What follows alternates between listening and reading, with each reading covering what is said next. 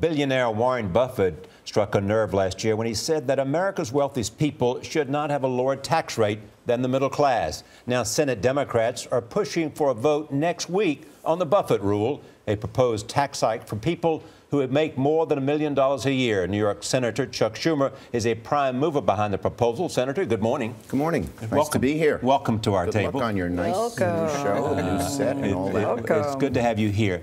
Just for purposes of explanation, explain the Buffett rule, because everybody talks about it, and we know the essence of it, but what is it? Well, it's very simple.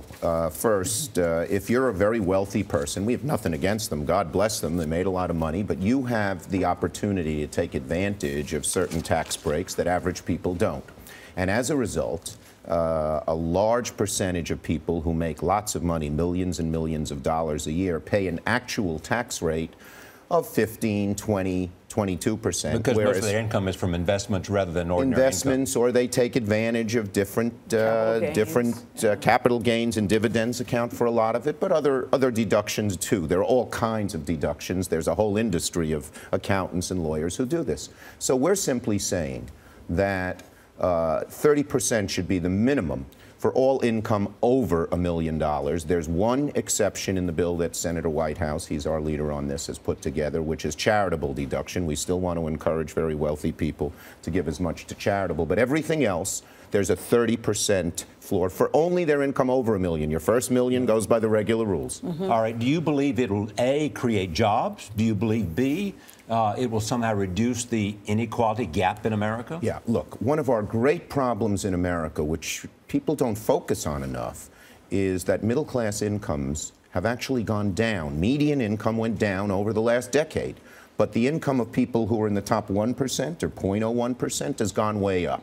And this bill is a question of fairness, making people believe in the code, and it brings in some revenues, no question about it. Sitting in that very chair recently was the mayor of this great city. Yes. Mike Bloomberg. Mike Bloomberg, well, yes. I'm going to show you. I'll show you. Here's what he said.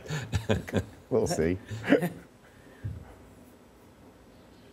can't hear him. More. If you just raise taxes on the rich, you only raise a de minimis amount of money.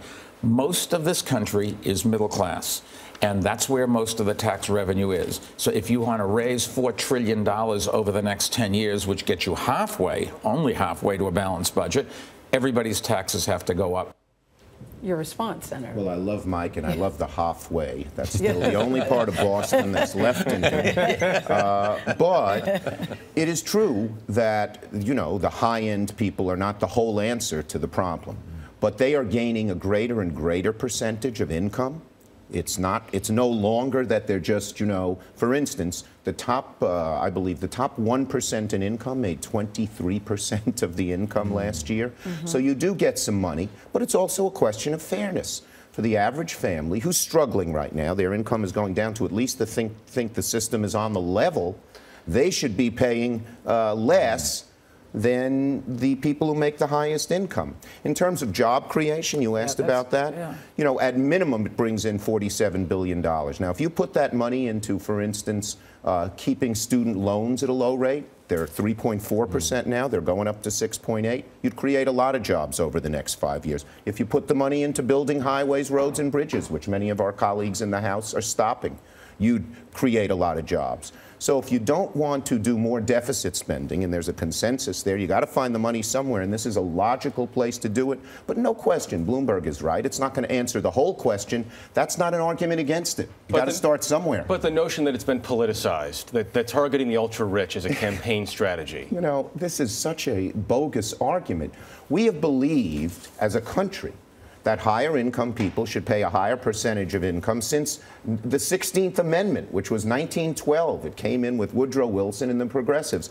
And, you know, some of the people who I guess believe that, well, the way to get this economy going is reduce taxes on the wealthiest people, make that argument. But there's no class warfare involved. It's a question simply of fairness. And the bottom line is, most wealthy people I talk to say, yes, I shouldn't pay a lower rate than somebody who's my secretary. Some, and they're very powerful, and that article in New York Times talks about them, say, I don't want to pay any taxes. But they're a small group. They have disproportionate influence, obviously, with the super PACs. Let's talk about the fairness of baggage fees for just a second, because okay. I was flying recently, and I was asked of cabbages and kings. Yeah, Hail King here. I was asked to pay $25. I know, I got the joke. I was asked to pay $25, and I'm sort of thinking, now, what is this covering again? I understand that you disagree, too, with baggage fees. Yeah, I mean, because look, what's happened is there's competition in the airlines because of the internet, and you can go on and find out the best costs. So they try to hide the fees in other places. And now they not so hidden. Yeah. But when you go online, they'll say the price of the ticket's $300. Now, if for each bag you carry on, it's another $50, that raises the price a lot. So the only thing we're asking for right now, I've asked all the airlines to make a commitment not to charge for carry-on baggage. The big airlines, to their credit, have made that commitment. Right. But the smaller airlines are doing it. We can't stop them. I don't think we should pass legislation for this. All we want is the FTC to require disclosure. When they say the cost is $300 plus $50 a bag, and let people make their own decision.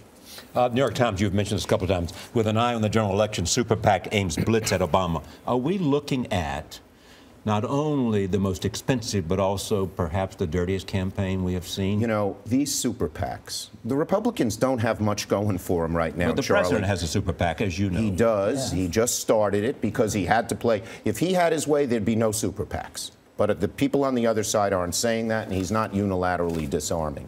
But let me just say this. The tilt of the election is moving in our direction. We are focusing on middle-class problems. We are focusing on the issues that matter to people. The Republicans are busy moving to the right and ceding the Senate to us. When you alienate the fastest growing group in America, Hispanics, and the largest group in America, women, you don't alienate all, but many, you're in bad shape. The one thing the Republicans have going for them are these super PACs, but they are potent. And why they're potent, you hit the nail on the head, Charlie. Because so much of the money doesn't have to be disclosed or can be disguised through some name, Citizens for Good Government, the ads get nastier. Because when someone has to put their name on the ad, at least there's some pushback. This is corrosive of democracy. It's the best weapon Republicans have as the table is moving in our direction in just about every other way. You can play dirty with no accountability. Correct. Oh. It's a real worry for democracy. Thank you, Senator. Thank you. Nice to see you. Great to be here. Thank you, Senator.